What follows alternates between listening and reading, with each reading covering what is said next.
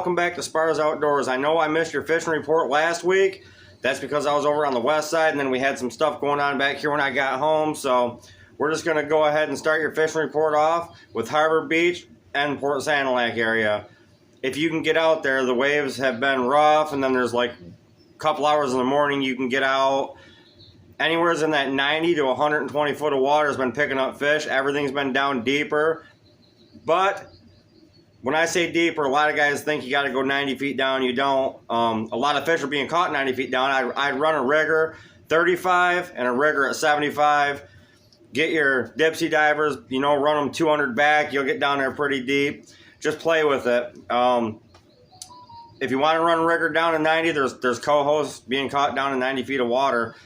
Personally, for me, when I go down deeper and I'm trolling, I'm getting lake trout and I'm getting walleyes, and I want as many. Don't get me wrong, I love catching those fish. They're great, but I love to catch the cohos, Atlantics, and steelhead. So I'm trying to fish everything up higher.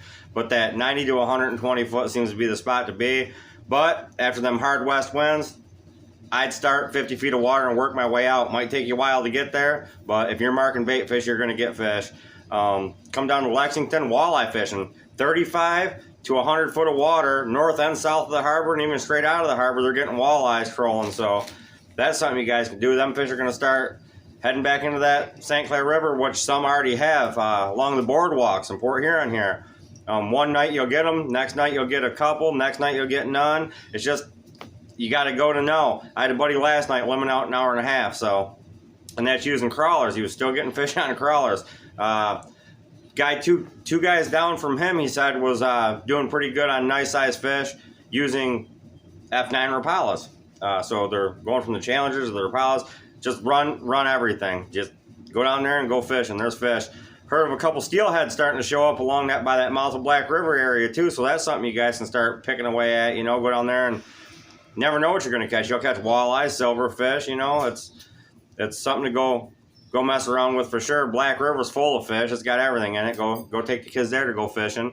The whipping, it's not time yet. That water temperature hasn't cooled down enough, and there hasn't been enough fish back into the river system for the whipping to be good right now. But that's something to start looking into doing too. You know, that's going to be later on in September. That'll really pick up hot and heavy, and the guys that like to go will go. You know, I'm too busy into the deer woods. I'll get out there maybe once or twice with a buddy, but by that time my boat's winterized and put up. So, but that's a good time to catch some really nice fish. September all the way through November is a great time to get some big walleyes in St. Clair River. Down by Algonac and Marine City, I haven't heard much of anything. I heard they are catching some nice bass along the seawalls in Marysville, and a few perch here and there. Muskies and pike too, right there at the Marysville boat launch have been being caught. A few walleyes at nighttime there too as well. Down by Marine City, I haven't heard much about that. It's just like fishing's dead there. I have got nothing much farther south than Marysville for you guys this week. I'm sorry about that. Grindstone, if you want to head up towards Grindstone, they're getting a lot of fish out there. It's turned mostly from the big numbers of, you know, the cohos, steelhead, Atlantics, and stuff like that into lake trout and walleye fishery, and that's typical for Grindstone. That's what happens up there a lot. But there is some steelhead around up there. You'll get a few steelhead, and then just mess around. You know, that's usually in that 90 to 100 foot of water is what I'm hearing right now. I don't know much about Grindstone. I don't fish up there a lot. A couple of my buddies go up there. They have great times. I might try it sooner or later here. But other than that, you know, that's all I've got for you. We're heading over to the Betsy River here pretty soon. If you like to river fish for king salmon, now's the time to go. I'm going to be making some videos of that. So we're not looking to go over there and put up huge numbers of fish and blast people's spots. We're going to go over there. We're going to catch some fish. Everybody knows the Betsy River. You find your own holes. You go there and you catch some fish. A lot of guys are saying fish ain't in and they're gone. Don't listen to those guys. Right now is the time to go. They just had a big push last night. I personally know people that live on the river. So that's your fishing report for the week, guys. Continue liking, continue watching, and please hit that subscribe and share and get the word out, man.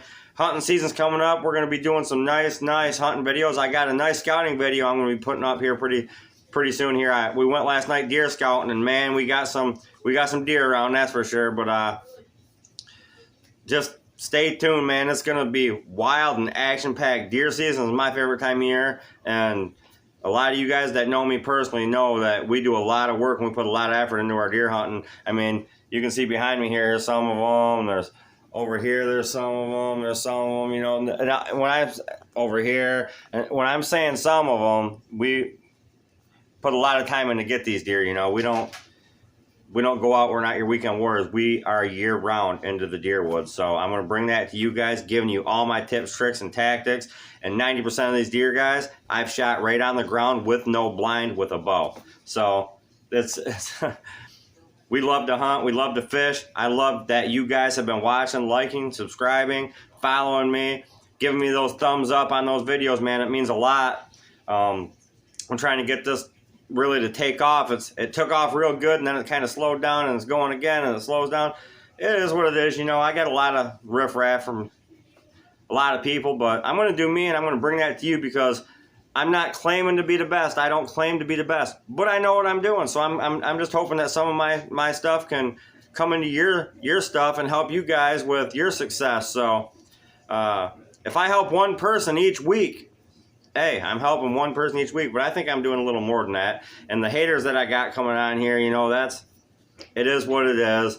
Jealousy is a huge thing, and it always has been when it comes to me. I've had people call the DNR on me constantly, which, by the way, I'm going to be doing an interview with Officer John Borkovich, who was a retired conservation officer and an absolute legend in the state of Michigan. So that's coming up soon here, too, on the YouTube channel, guys. But hit that like, hit that subscribe, and keep on supporting Spars Outdoors.